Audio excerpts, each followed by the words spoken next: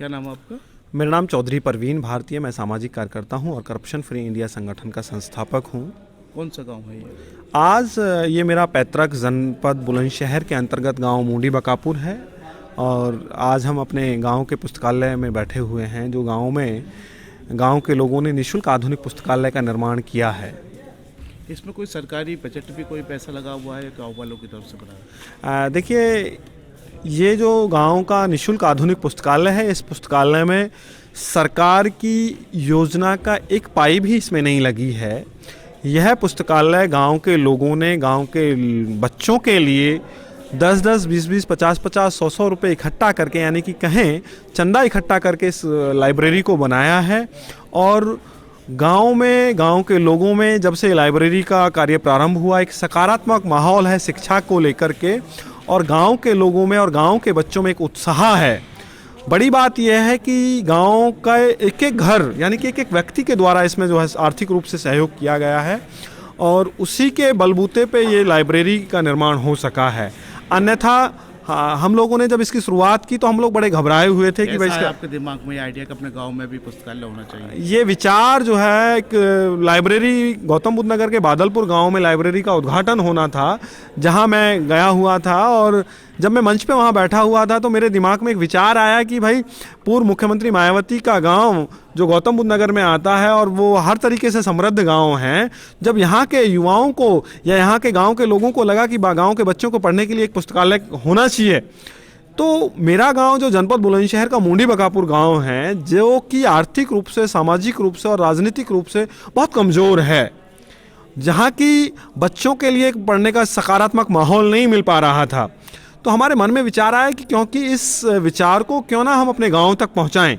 तो हमने गांव के लोगों के बीच में इस विचार को रखा। गांव के लोगों ने इस विचार को एक्सेप्ट किया, स्वीकार किया, और गांव के तमाम सब लोगों ने इसमें अपनी सहभागिता निभाते हुए इस गांव के इस पुस्तकालय का निर्माण कार्य किया, जिसका अभी शुभारंभ पिछले 20 दिसंबर 2020 को जनपद बुलंदशहर के वरिष्ठ पुलिस अधीक्षक श्री संतोष कुमार सिंह के करकमलों के द्वारा किया गया।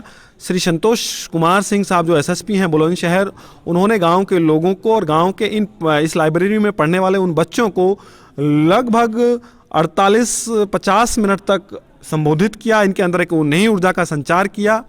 तो अधिकारी के आने से गांव के बच्चों में एक नया जोश पैदा हुआ है। आज गांव के लोगों में, अब से पहले क्या था, वो यूपी पुलिस और आर्मी की मतलब बेल्ट की नौकरी के लिए वो पढ़ाई करते थे, तैयारी करते थे। लेकिन जब से लाइब्रेरी और खुली और लाइब्रेरी में बाहर के जो आईएएस, आईपीएस और कुछ रिटायर्ड जज गांव के लोगों को, गांव के इन बच्चों को जो है, गांव के प्रत्येक माह में एक मीटिंग हम करा रहे हैं इनकी, और मीटिंग में क्या है कि वो आईएएस, आईपीएस या रिटायर्ड जज जो बड़े अपने पदों पर रहे हैं, वो आकर के इन बच्चों को जागरूक कर रहे हैं, उनके अंदर एक हिम्मत पैदा कर रहे हैं कि भाई तुम भी एक आईएएस बन सकते हो, तुम भी एक आईपीएस ऑफिसर बन सकते हैं। यानी कि जो सिपाही की नौकरी थी, उस सिपाही से बढ़कर के आज गांव के इन बच्चों में आईएएस और आईपीएस और सीजीएल और यूपीएससी के एग्ज़ाम पास करने का जज्बा बन गया है। और जब आप कभी शाम के समय यहाँ रात्रि के समय आएंगे, तो शाम 6 बजे से और रात्रि के 2 बजे तक यहाँ बच्चे पढ़ रहे हैं।